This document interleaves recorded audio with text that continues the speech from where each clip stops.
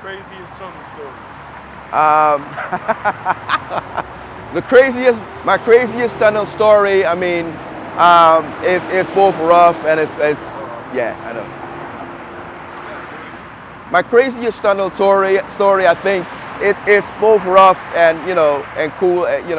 I remember one night I was always intrigued by like the older artists when they came through, just to visit or whatever. I remember one night KRS One was tearing the stage down, and I happened to be right there,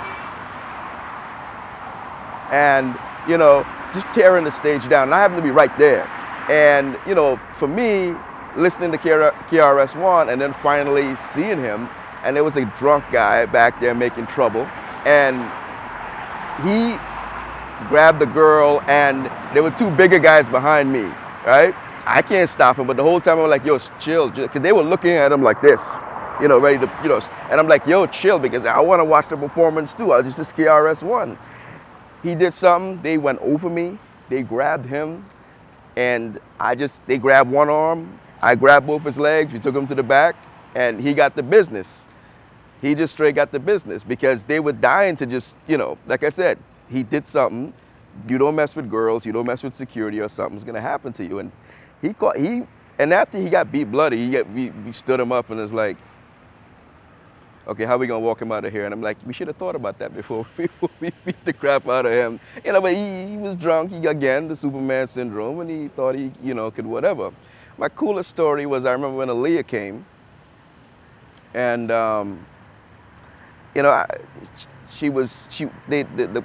crew went out the back, and I remember she was sitting behind me on one of those pallets, waiting for the limo. Sterling was in front of me. I'm behind Sterling, and I said I got to talk to her. I turned around and I said, hi, that song that you sang, I don't really understand the words, and she actually sang a piece of the song for me, bro. And I was like, wow. She goes, and you gotta buy the album. You gotta buy the record. And I'm like, yeah. And I gotta tell you, man, to this very day, man, when I heard she passed and everybody would say, oh, she's so wonderful. I'm like, yeah, something, facts. She really was that. Really, very humble. Singing to some security dude in the dark about, some song or whatever. I'm like, that was one of my memories about that. I mean, there's some other crazy stuff, but I always take that with me, especially when I still hear the song, and I'm like, wow. It always takes me back in the tunnel on 28th Street, with them waiting for the limo, always.